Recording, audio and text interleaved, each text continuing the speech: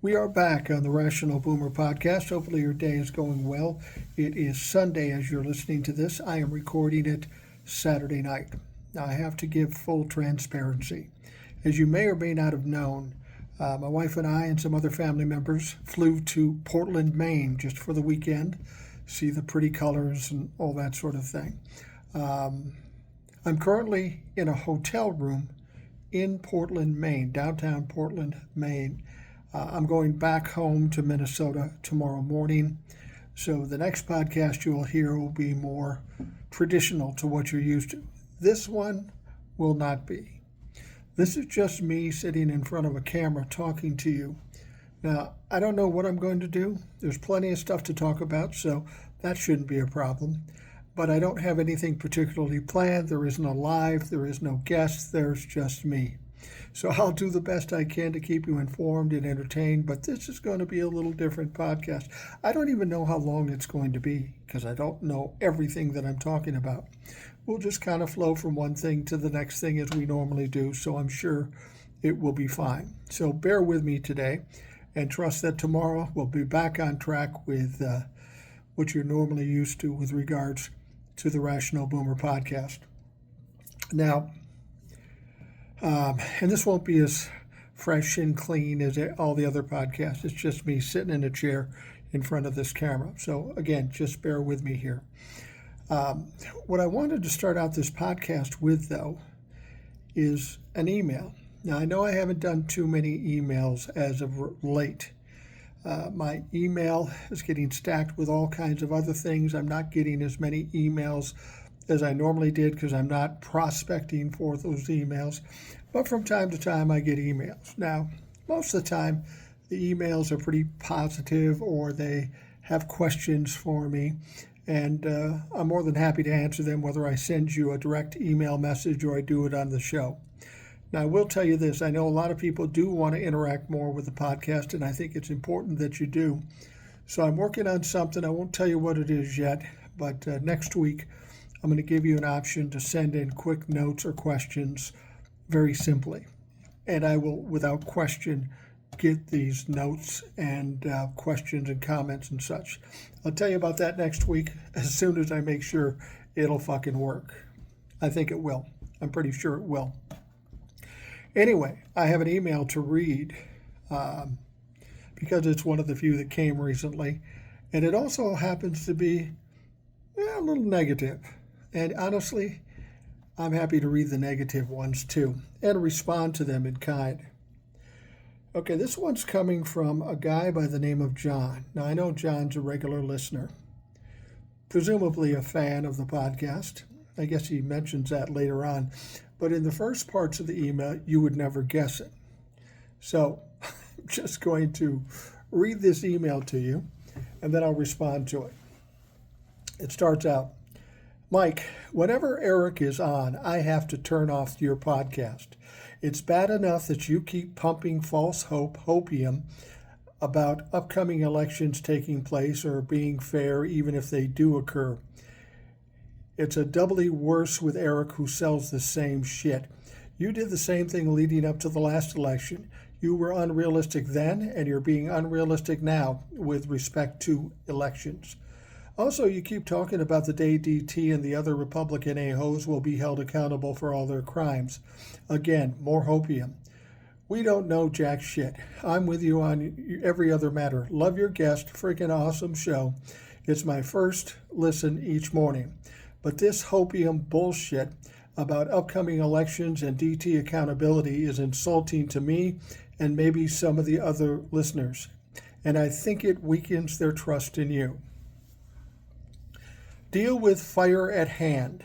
Also, the whole DT is dumb and always fails BS does less to give hope that he will fail, but breeds mistrust in you because it sounds so stupid in light of all that DT has ruined so far.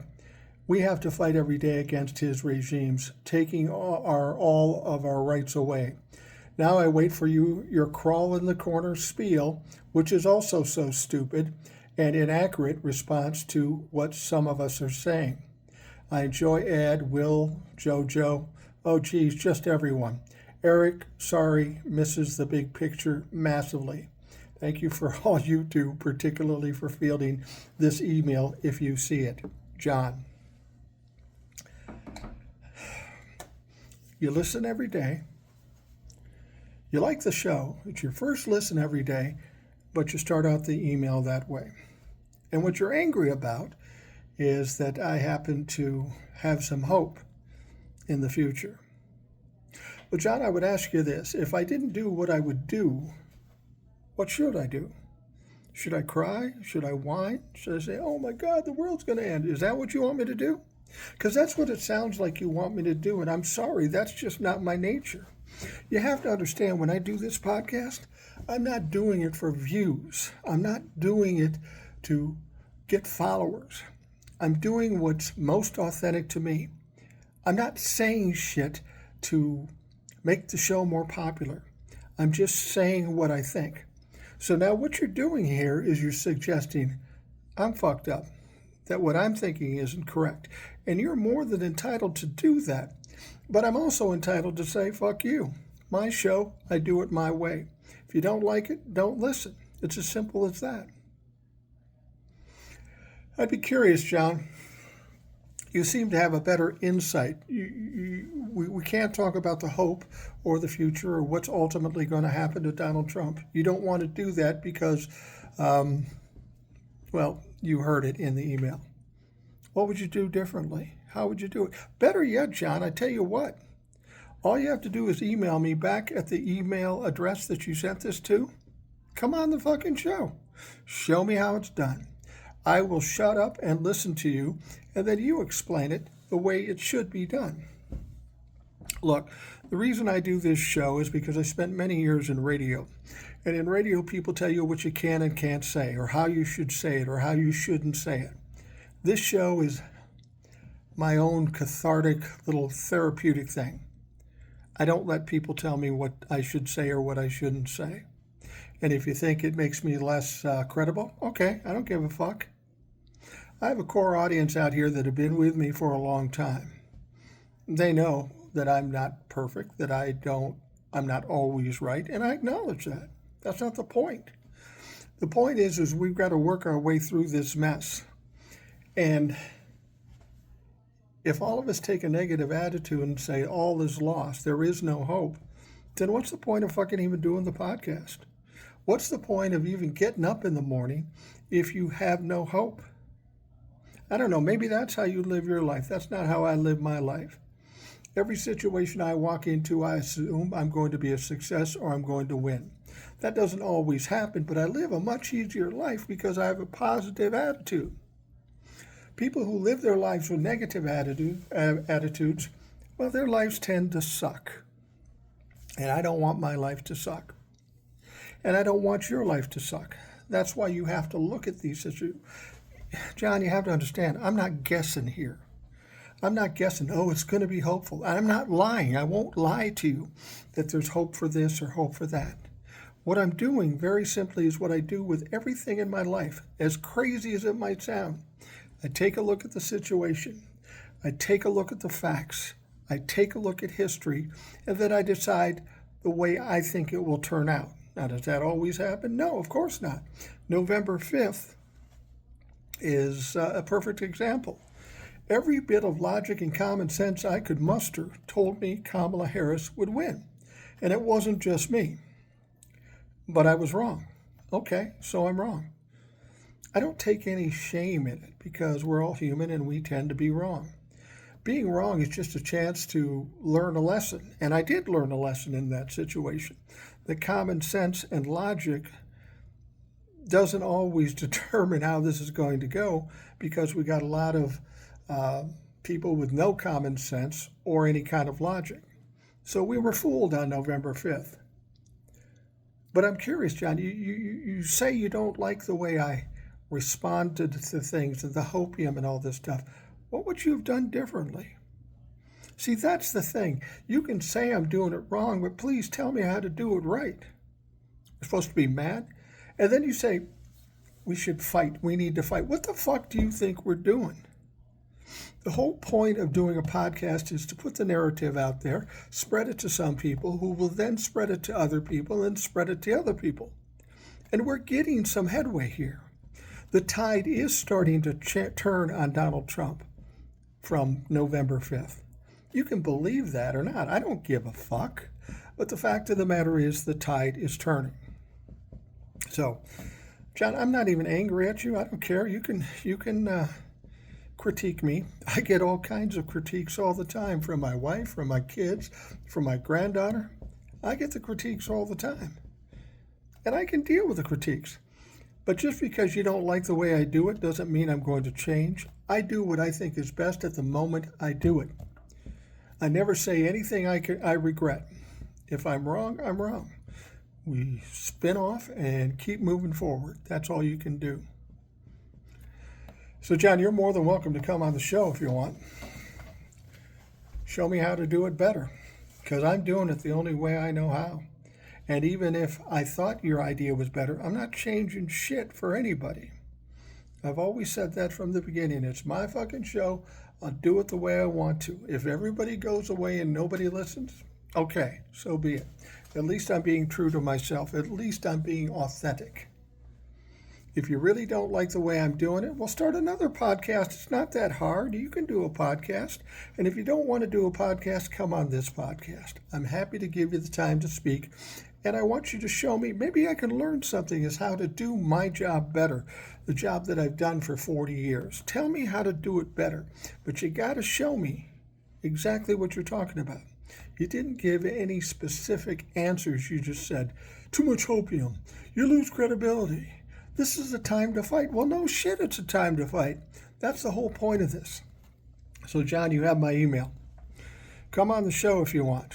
We can talk about this. And I'll be happy to sit back and just listen, like I do with other guests. Let them speak their minds. And in terms of Eric, look, Eric's the same kind of guy as me. He knows there are people that like you and people that don't like you. Doesn't matter. Eric is doing what he thinks is best. And I will tell you this about Eric. He knows more about the specifics of every situation out there than I do, and a lot of people do. And the information he gives is valuable. And I guarantee you this, John, there's a lot of people in this audience that are listening to you talk shit about Eric. And they're going, what the fuck is wrong with this guy? And I would say the same thing. You don't like Eric? What the fuck? You don't want the hopium. You don't want what you see as false hope. Okay, go. There's plenty of negative shit out there. Go get it. Or create it yourself.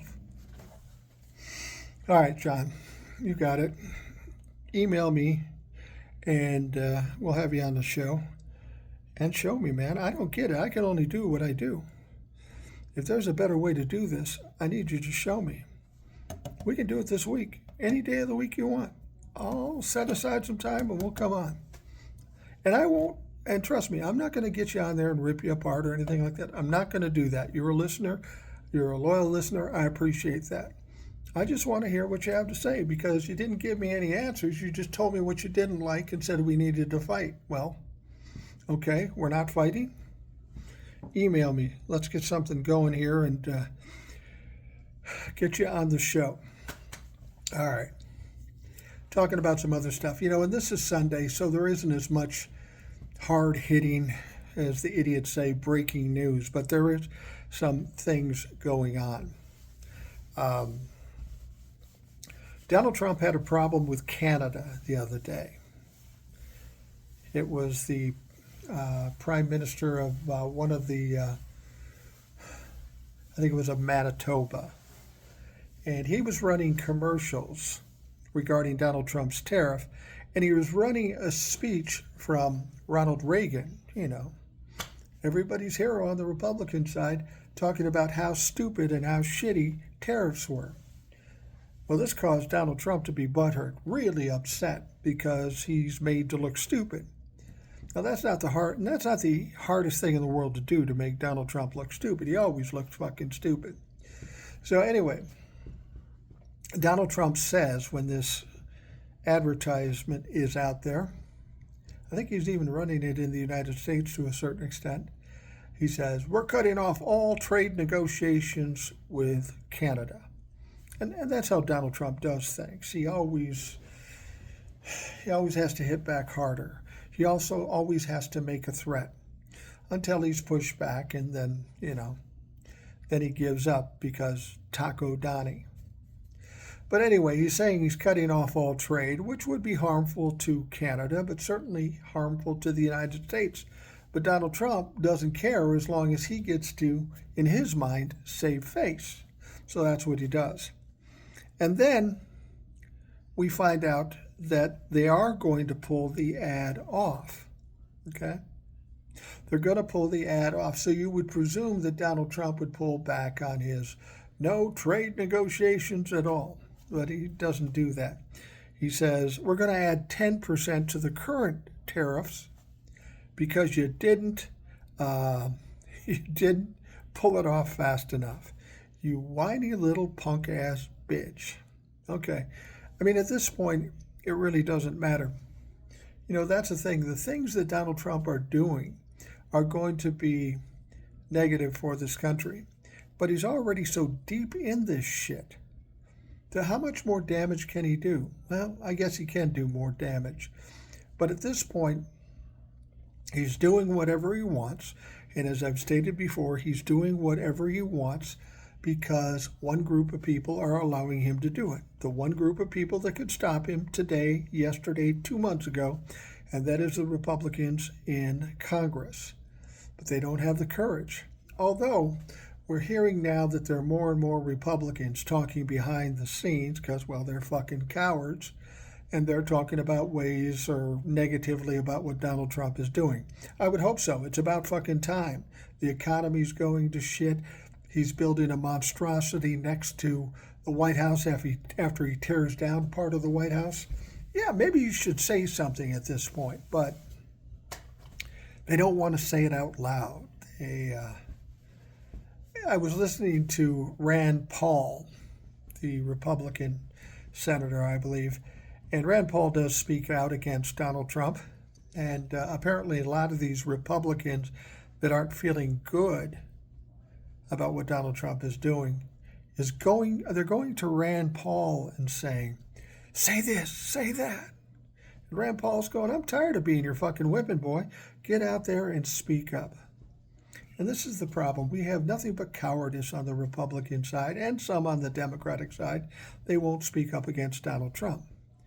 Donald Trump is an absolute failure. There is no question about it. Take a look at everything he's done. It's all been a horrible failure.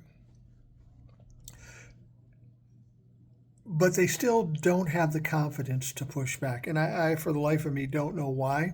I think we'll find out at some point in the not-so-distant future.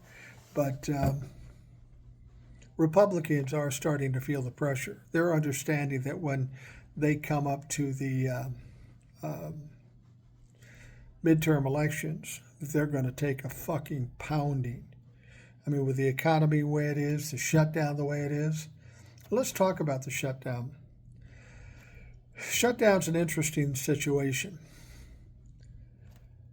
Because of the shutdown, no federal employees getting paid, including the military. And so Donald Trump comes out and he says, oh, we're going to get the military paid. Pete Hegseth go through the Pentagon and try to find some money.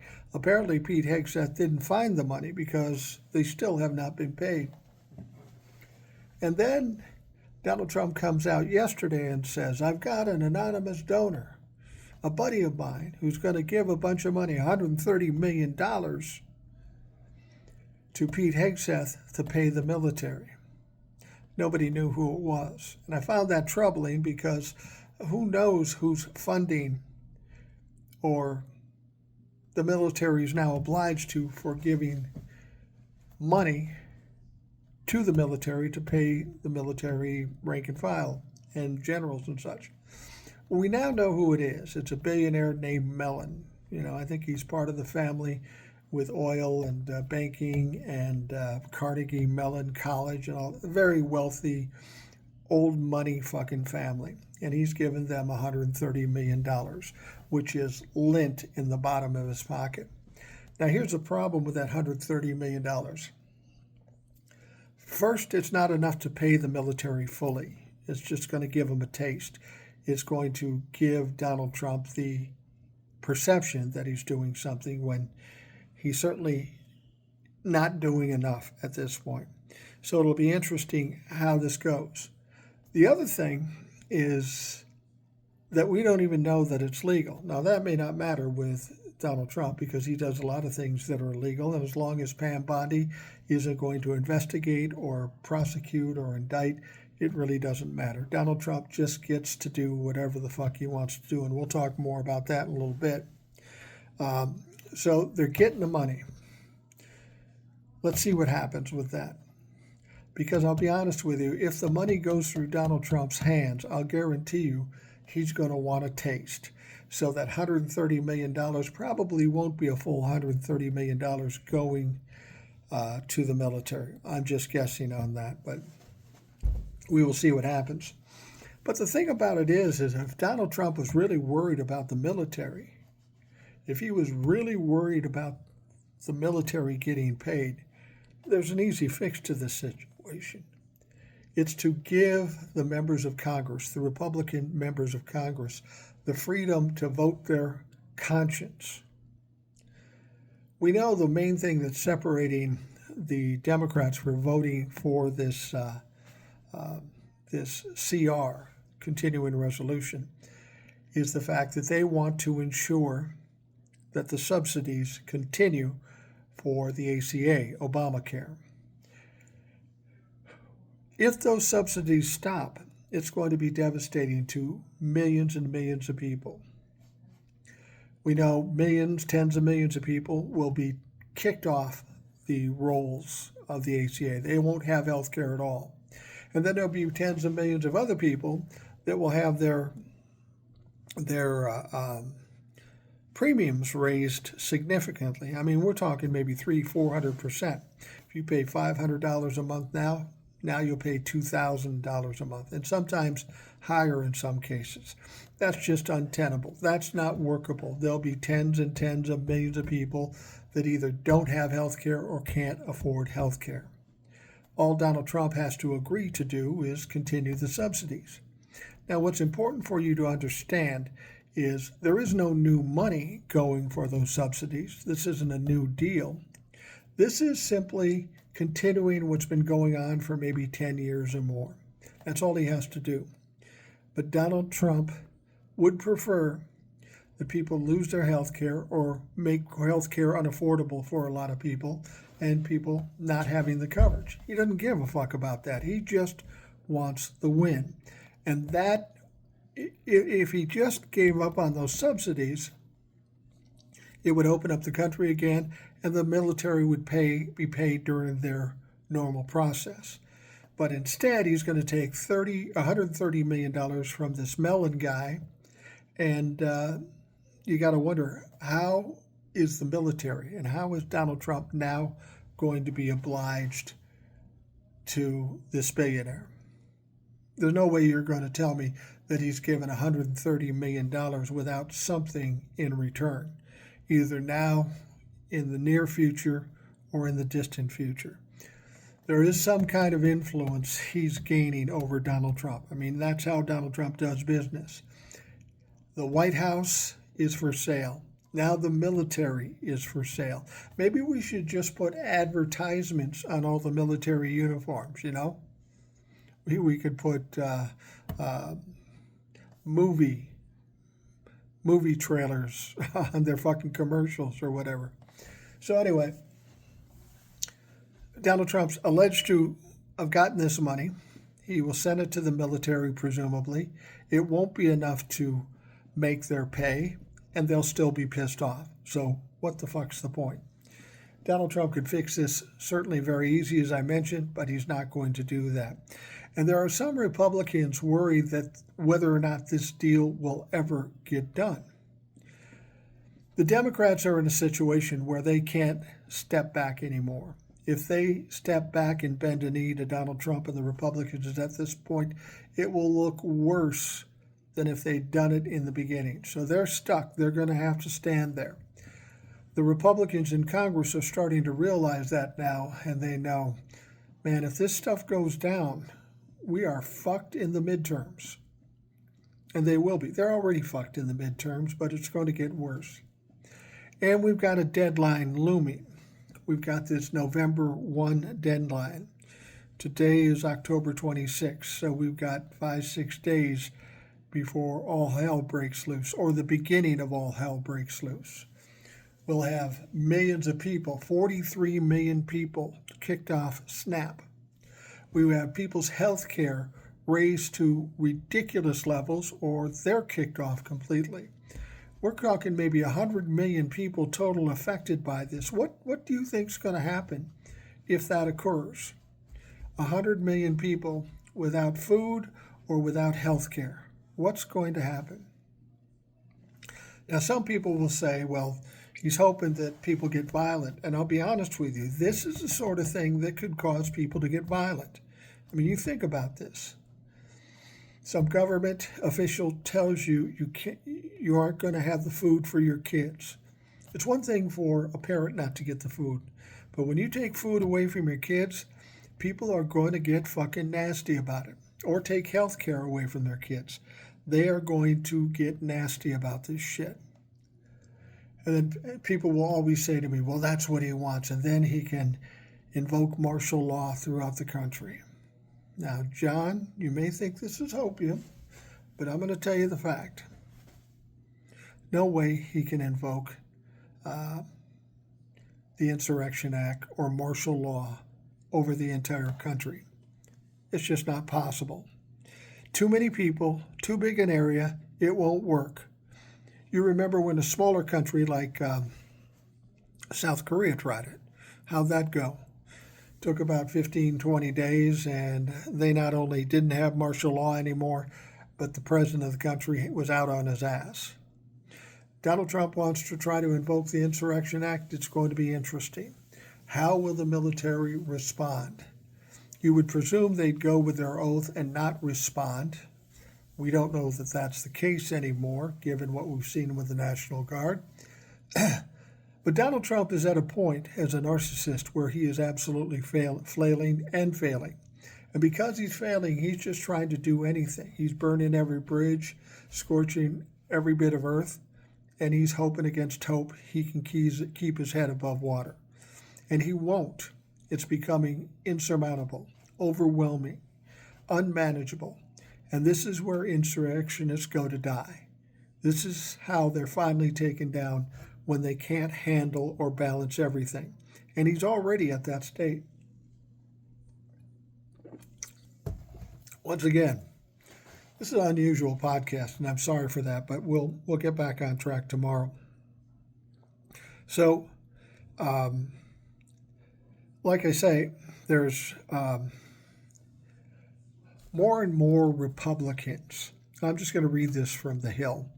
Republicans are grappling with the public polls showing the public places more blame on them rather than Democrats for the shutdown, even as they argue they have the moral ground in the shutdown fight. Now, Speaker Mike Johnson and Republicans stressed that they put no partisan poison pills in a GOP-crafted House-passed stopgap to fund the government through November 21st. Democrats in the Senate have repeatedly blocked the bill as they demand the Republicans first negotiate with them on health care issues, particularly on Enhanced Affordable Care Act subsidies. And that's exactly right. They want a clean bill. They want nothing changed. But the unfortunate thing is come December, the health care subsidies will stop. Now, I know what you're going to say. Well, John Thune said that if we just get the CR signed, I'll guarantee you a debate and voting on the ACA. You trust him? They've said this kind of thing before, and guess what? They haven't come through. They played games. Donald Trump pulls out this rescission thing where he can just cut it himself. Donald Trump could veto it ultimately. So you can say that you're going to do certain things, but nobody trusts the Republicans anymore, and there is no reason to trust them. No fucking reason to trust them at all. So we're kind of in a standoff here. Democrats aren't going to step back. Republicans are trying to blame the Democrats, but that's not what the polls are showing. So they're going to have to step back at some point, and there may be some Republicans already to step back. But the problem is Donald Trump runs Congress, runs the House of Representatives anyway, and he's telling them, don't negotiate with the Democrats, don't do anything with the Democrats. So how are you going to negotiate this thing out if you won't talk to them? I mean, Donald Trump Democrats have requested that Donald Trump meet with them and ultimately negotiate something. And Donald Trump just says, well, sign the CR first and then I'll talk to you. Oh, sure, Donnie, we fucking trust you. You're the kind of guy we can trust. So anyway, it's a standoff here. Somebody's got to give. The Republicans would have given already because they know how damaging this is going to be to the midterms. And so they would probably give up, at least enough of them to get this thing figured out. But Donald Trump won't allow it. Donald Trump just won't allow it. So does this ever get resolved? Well, ultimately it has to get resolved. I just don't know how it's going to happen. And I honestly don't know that it's going to happen by November 1. And if it hits November 1 and we have what we have with the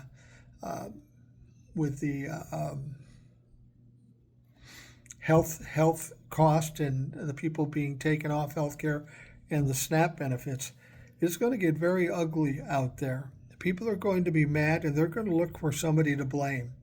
And this point, it's Donald Trump and the Republicans. They think they have the moral high ground. They think they're winning this. They think they've convinced people that it's the Democrats' fault. But a lot of them are seeing the polls now and they're questioning that. They don't know that that's the case. In fact, they're almost sure it's not. So the Republicans are in a tough situation. The GOP senators did have a chance to talk to Donald Trump, and nothing really came out of that. Everything stayed pretty much the same. And so they're stuck right now. They're absolutely fucking stuck. All right, I want to talk about something else. Our President of Peace, Donald Trump. Remember he said that during the campaign? No more new wars, and I will be the peace president. Then why the fuck is he going down to Venezuela? He's bombing more and more of these fishing boats. And the president of Colombia has basically called Donald Trump a murderer because he knows of at least one person who was killed in these bombings that was not a drug trafficker. Donald Trump gets mad at them and claims he's going to take money away from them. That's just what Donald Trump does. Donald Trump then sends boats down there. He just recently sent aircraft carrier down there to see, to intimidate, if you will. But then Donald Trump takes it a step further. He comes out and he says, yeah, we're going to go into Venezuela by land, essentially suggesting we're going to attack Venezuela. We're going to go to war with Venezuela. Somebody asked Donald Trump, they said, well, you need a declaration of war from Congress. And this is what Donald Trump said. He said, we don't need a declaration of war. I'm the president. I can do whatever the fuck I want. We're just going to go in there and kill them.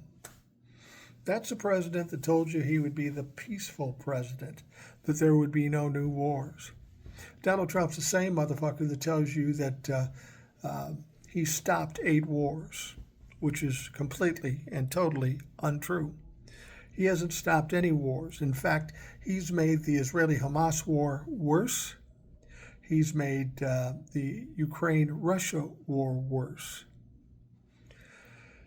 I mean, he's supposed to have a peace plan currently in Israel and Gaza, but they're still bombing each other, especially Israel. I just read something earlier today where Israel bombed Gaza. That's not a peace plan. That's not a ceasefire. It's not working. Donald Trump loves to take the credit for such things, but he always fails. He always fails. And John, if you take exception to what I'm saying, take a look at the list of things. He's failed at everything he's fucking done. But anyway, he told Hamas. Now Israel's doing the bombing, but he's trying to blame Hamas because he's buddies with Benjamin Netanyahu. He said, look, if this doesn't stop, I'm going to send American troops in there. We're going to do something. Please, motherfucker. That would probably be the dumbest thing he ever did, sending troops into the Middle East to fight for Israel. You want to prospect for terroristic acts in this country? Well, that would fucking do it. That would absolutely do it. So anyway, he's doing this, and what he's trying to do is intimidate Hamas to stop doing what they're doing. At this point, Hamas is reacting to Israel. Israel's the one that's perpetuating the bombing and the war and the death and the killing. But Donald Trump is telling Hamas to give up. I don't know what more Hamas can do. He gave back the fucking the hostages. I don't know what else they're supposed to do. And I'll acknowledge Hamas is a terrorist organization. They should be wiped out. But if you have to kill innocent people to wipe them out, you maybe want to look at a different opportunity, a different option for doing this. Killing innocent people by the tens of thousands, and we're talking like 60,000 people that have been killed. That's a little aggressive, I think. Don't you think that? So we're going to see what happens with Donald Trump and Hamas and Israel. But here's what you need to know. Benjamin Netanyahu does not want peace in the Middle East. The moment there is peace in the Middle East, he's at risk of being pushed out of his job, being prosecuted, and jailed for war crimes. Make no mistake, Benjamin Netanyahu is a war criminal. No question about it. He is a war criminal. And he's at risk once the fighting stops. So Donald Trump can yell at Hamas all he wants. But if Benjamin Netanyahu's not going to stop, it does no good. Donald Trump's getting frustrated with this thing because he wants to be the guy that brought peace to the Middle East. And he thought he did with this ceasefire, but obviously he fucked that up. The thing about the fighting in the Middle East, this has been going on for decades before I was even born. There have been other ceasefires and peace plans and all these sorts of things. None of them ever held. Donald Trump doesn't have the wherewithal to come up with a decent peace plan, and it won't hold if it's held at all anyway. So Donald Trump is going to be an absolute failure here, and more, thousands and thousands of innocent people are going to die. Then we got Israel and Ukraine, or Russia and Ukraine. Donald Trump is solidly on the side of Vladimir Putin and is trying to intimidate President Zelensky. That was a fucked up situation. For a while there, it sounded like he was going to support Zelensky. Then he went and talked to Putin. Putin made him see it a different way.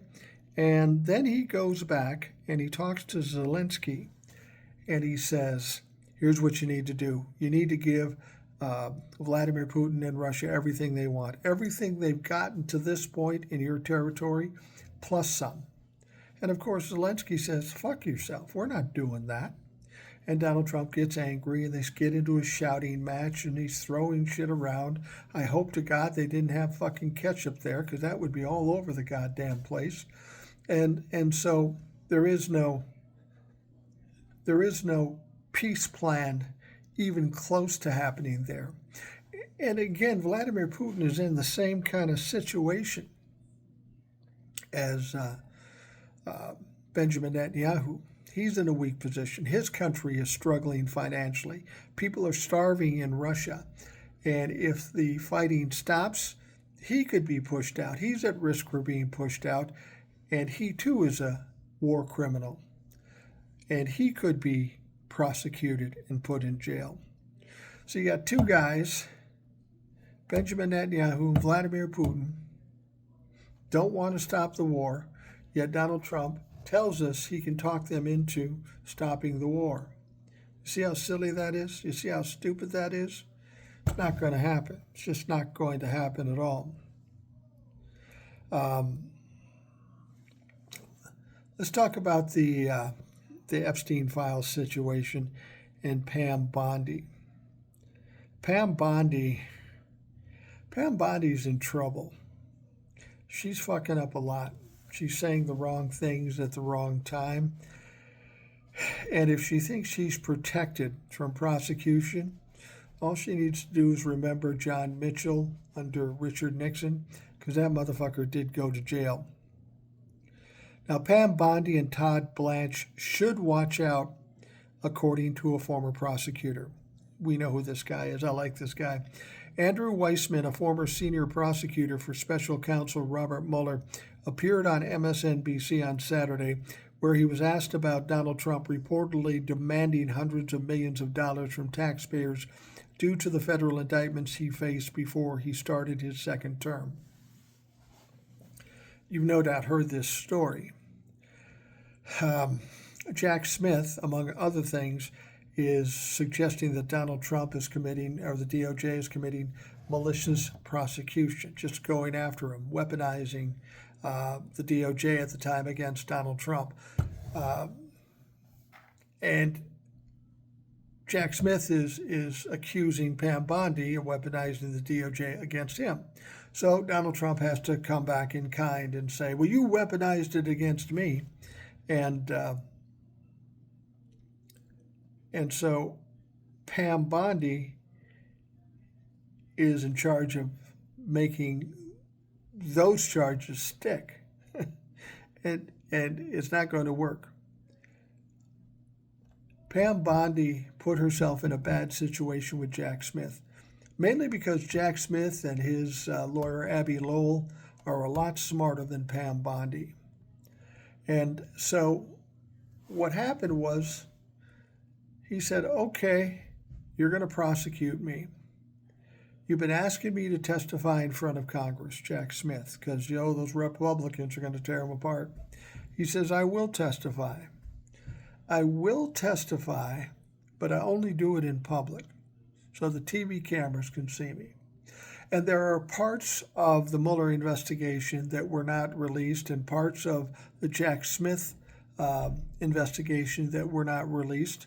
He says, I need to see those before I go testify or before I go to court.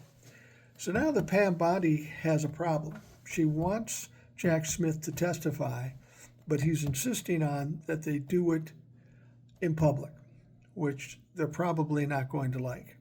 And they're asking for discovery of a lot of files they haven't released.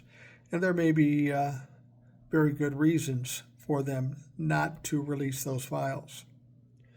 So Donald Trump, I don't even know if he wants to go through the lawsuit. He's just basically demanding $230 million from the DOJ. You guys fucked up. You work for me now. Cut me a check for $230 million. And there's a problem with that. There's an ethical problem and a legal problem with that. Weissman said, calling the move obviously ethically wrong. I should say, if you are Pam Bondi and Todd Blanche, you know there are bar associations that can get involved and can look at their conduct if they decide that they are going to handle this matter, in spite of the fact that there's an obvious conflict because it's the president who appointed them. It is a former client of theirs. you can see where the conflict of interest is. Former employees of Donald Trump, appointed by Donald Trump to the DOJ, he comes in and demands $230 million, and they just hand it to him. Under normal circumstances, that might be the case. But Weissman is got a good point here. It's not just the DOJ, it's not just the FBI, it's actually the Bar Association that's going to have to take a look at this. And since what they're talking about doing is wholly unethical and potentially illegal, they could lose their law licenses. Wouldn't that be interesting if the Attorney General lost her law license? If Todd Blanche, Donald Trump's defense lawyer, if he lost his law license? They wouldn't be the first ones to have that happen to them.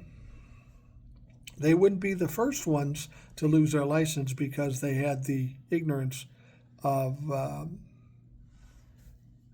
dealing with Donald Trump. I don't understand why lawyers continue to work with him, because so many of them have either been fired and embarrassed, quit and embarrassed, or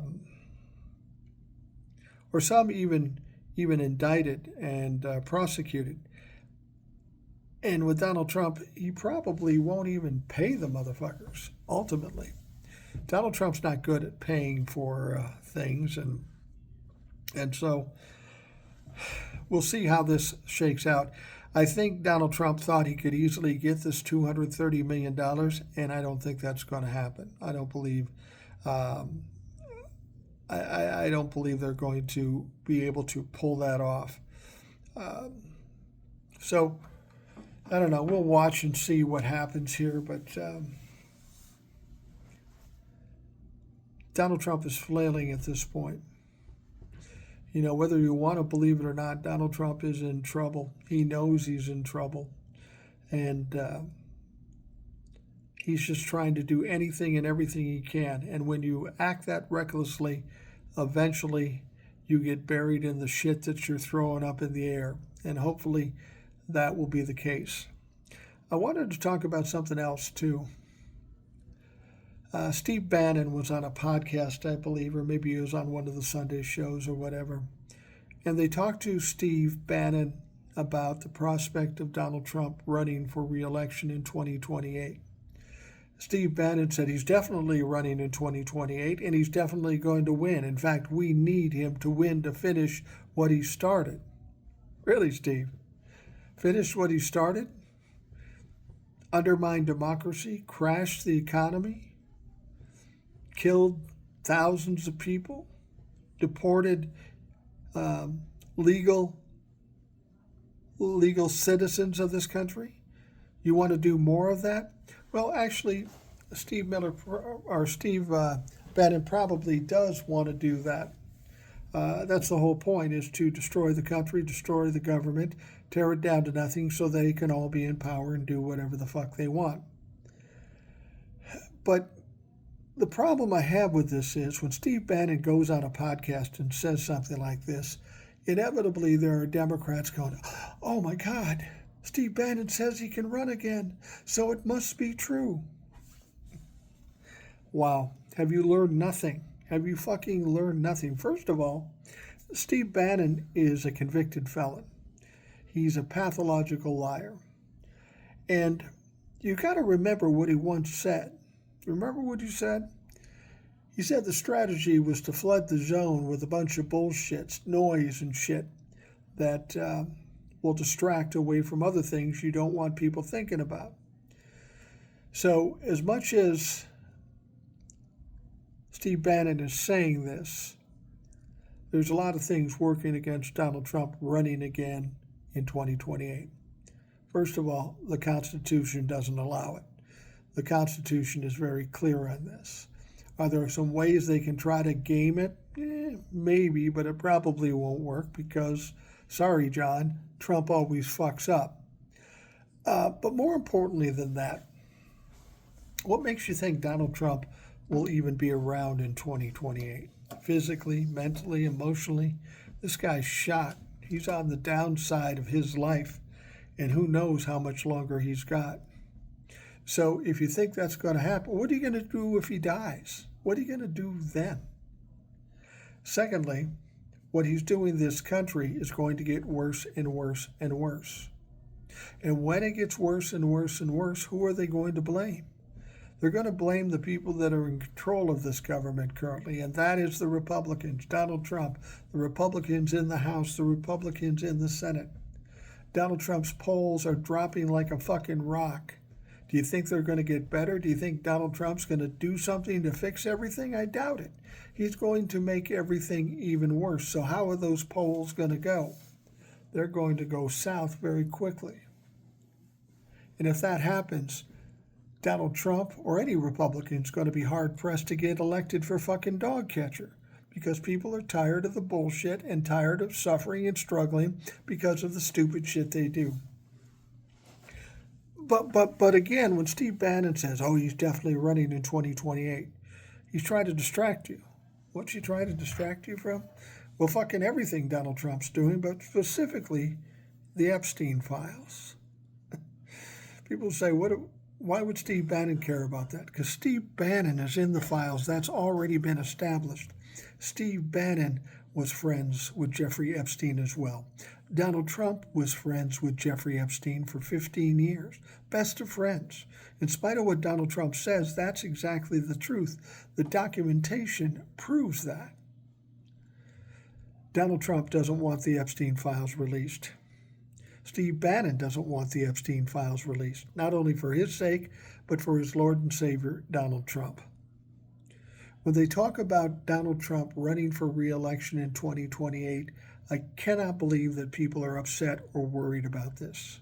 That's 3 years away. So many things are going to change for the better and a lot for the worse before we get to late 27, when we start getting primaries and stuff. To worry about that now is pointless. We don't know who the Democratic candidate's going to be. It could be anybody at this point. You know, Gavin Newsom is a hot prospect right now, but if you look back at former potential candidates for president, if they came out early and strong, they didn't end up being the nominee. I think a nominee from the Democratic side will emerge, and it may not be somebody we expect, but they will certainly have an opportunity to win. Now, Kamala Harris was on some show, and she kind of inkled that she might think about running again. Now, I will say this about Kamala Harris. If she had been elected president, I think she would have been a great president. And I'm very sorry that she wasn't elected. And I'm very surprised that she wasn't elected. The facts, the logic, the common sense suggested she should. But should she win in 2028? Once again, I'll say that's a long time from now. No one can really say. My problem with Kamala Harris isn't her abilities. I think she's very smart and would be a great president. But what we found out on November 5th of 2024, this country is more racist, more sexist, and more misogynistic than we ever imagined. 49% of the people voted for a convicted felon, 34-time convicted felon, over a woman of color who had a stellar background, stellar history, and plenty of experience to be president of the United States. How do you explain that? The only possible thing I can explain is that people had problems with electing a woman of color, which would suggest racist, misogynistic, and sexist tendencies. Never in my wildest dreams did I think there would be that many who took that on and believe that way. But what else are we supposed to believe? Why else would somebody choose to vote for a convicted felon who has a horrible track record, who's been an absolute failure, over somebody who's qualified, had been vice president, and happened to be a woman of color? You have to presume that's racism. You have to presume that's sexism. And I'm worried about that coming in 2028. Now, as I've said, things change. And maybe the stars align where Kamala could run again. And if that's the case and she can win, I'm right behind her. I would vote for her in an instant. But at this point, I'm not worried about comebacks or anything like that. We need anybody, somebody that's going to beat Donald Trump, whoever the fuck that is. Hopefully they have a reasonable mind. They happen to be Democrats, but they must win. We're in trouble now. We don't know if we're going to get through the next 3 years. But I tell you what, if you vote for somebody similar to Donald Trump, because Donald Trump won't be around, or he won't be qualified, he won't be in the election in 2028. But if we vote for somebody who's doing similar things to what Donald Trump is doing, then I almost have to say, as much as people accuse me of hopium and all that shit, if you elect a Republican like Donald Trump again as President of the United States and you give them power in the House and the Senate, not much can be done about that. I'm an old man. I've got less time here than these young people. These people need to step up, make their choice, control their destiny, and do the right thing. They really have to. There's no way in the world that old people like me should dictate your future. You should dictate your own future. And you can do that if you step up and you vote. And if you do that, there's no way Donald Trump or anybody like Donald Trump or anybody that supports Donald Trump will be elected. So that's absolutely crucial that that happens. If Kamala Harris is in a position to win that election, by all means, I support her. But I'm starting to think, sadly starting to think, whoever is the candidate in 2028 is going to have to be a white male, presumably a younger white male. And there are plenty of them out there that could do the job. There's people like John Ossoff, Eric Swalwell. There's plenty of young white men that could run for president and do the job better than Donald Trump. A fucking ham sandwich could do it better than Donald Trump. So everybody getting excited about 2028, it's all a distraction. We got some serious shit going on right now. We've got troubles economically. We've got troubles with war. We've got troubles with vaccinations and possible epidemics that could occur because of the bullshit they've got going on. We need to focus on those things now and take care of them. But we cannot do that until the Republicans finally find their ass with both hands and do the right thing. You know, when I first saw Hakeem Jeffries, I was a big fan of Hakeem Jeffries. I thought he was a strong advocate. I thought he was smart, articulate, and tough. And for all intents and purposes, that's what he was. But then as time goes on, we realize that he is simply a shill for the establishment Democrats. People like Nancy Pelosi, people like Chuck Schumer, also takes money from AIPAC. All of that is troubling. And he wants to play politics like they did in the 90s or the early 2000s. Sorry, that won't fucking work. Mondami runs for mayor in New York. Hakeem Jeffries is from New York. Doesn't endorse him. But yesterday, he decided to endorse him. And the reason he did that is because Mondami is going to win. And Hakeem doesn't like this because he's outside the normal establishment Democrats. He's young, he's Muslim, and he's more a socialist Democrat. He thinks that what he should do is help cultivate the middle class and the people in this country that need the help the most. God damn him, that's crazy, isn't it? That's absolutely absurd. But that's what he thinks. And people like Hakeem Jeffries, Pelosi, and Schumer, they think otherwise. They don't like the idea of him doing that sort of thing. So now Hakeem Jeffries does, in fact, endorse Mondami because he has no choice. He'd look pretty stupid when Mondami wins and he hasn't endorsed them. So last minute, he's doing it. No doubt it's going to piss off AIPAC, which he doesn't want to do because he collects a lot of money from them. But at least he's endorsed him now.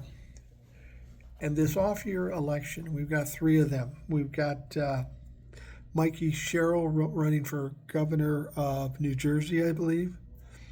We've got a Democrat running for governor of Virginia, and we've got Mondami running for mayor of New York. In all three of those occasions, the Democrats appear to be set to win. Their numbers are double digits, high single or low double digits against their Republican opponents. They're likely going to win, and that's going to send a notice not only to the Republicans but to the Democrats as to what type of candidate people are looking for. It's not the old guard, it's not the old establishment, it's the young people who are ready to fight. The thing they'll be watching for, and keep in mind, these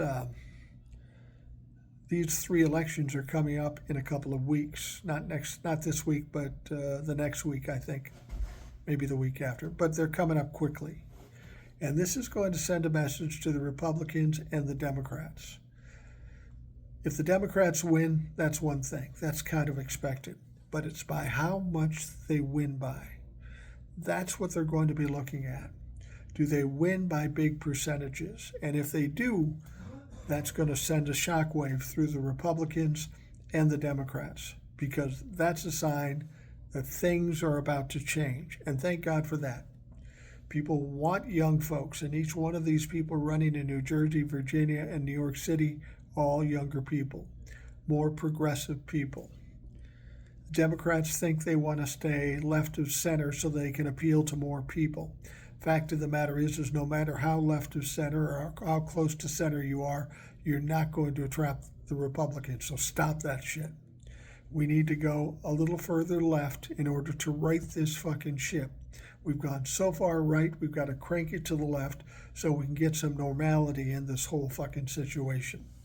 So let's watch those races and hope that those Democrats win and win by big percentages. And hopefully that sends a message to Republicans and make them nervous.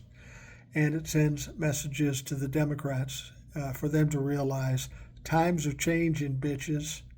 We don't want the old people in there doing the same old bullshit. We need young people coming into office and being ready to fight.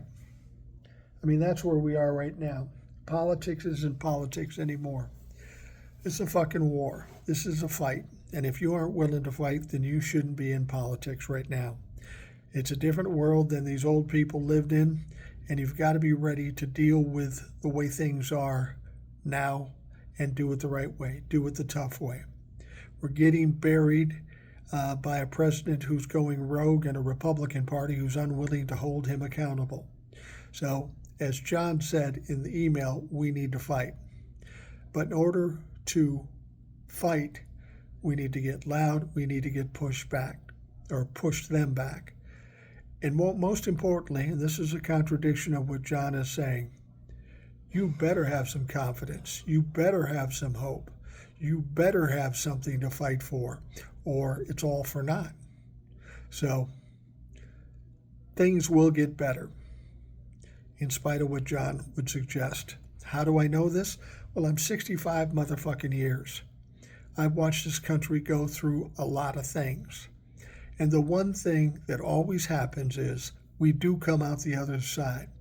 We get into a better situation. We might be worse for wear. We might be a little beat up, but that's always the way it goes. And if you believe we can't fight our way out of this, well, then there's no point. There's no point in even talking to you about it. You're not worth anything to us at this point. This is a fight. I don't know, John, if you ever played sports, or maybe we're in the military. If you went into a game or a firefight and you said, Jesus,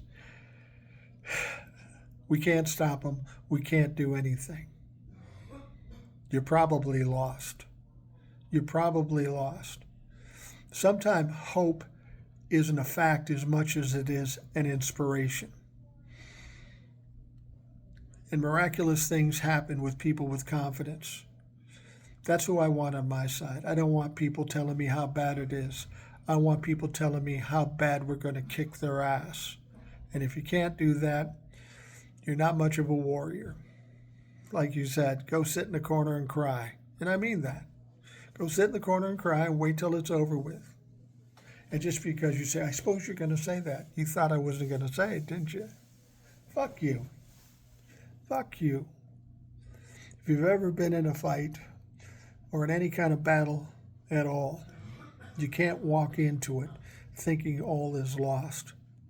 You got to know you're the baddest, smartest, toughest person, and you're going to go into that fight and kick some ass. And that's what we're going to do. We're not going to cry about it. We're not going to feel weak. We're not going to feel defeated. We are the baddest motherfuckers there are, and we're starting to show our strength now. Just watch. Just fucking watch. And when this is all done and we do come out the other side, let's talk again, John. See who was right. All right, we're going to wrap up the Rational Boomer podcast. I hope you have a great day today. I want to thank you for taking the time to listen. I will tell you this, we'll be back to podcast normal tomorrow. So stick with us and maybe have some guests, maybe alive or something like that. But we keep moving on. We've been doing this for a long time. Now's not the time to give up hope. Now's the time to bear down and fucking fight harder. All right, we'll talk to you again tomorrow.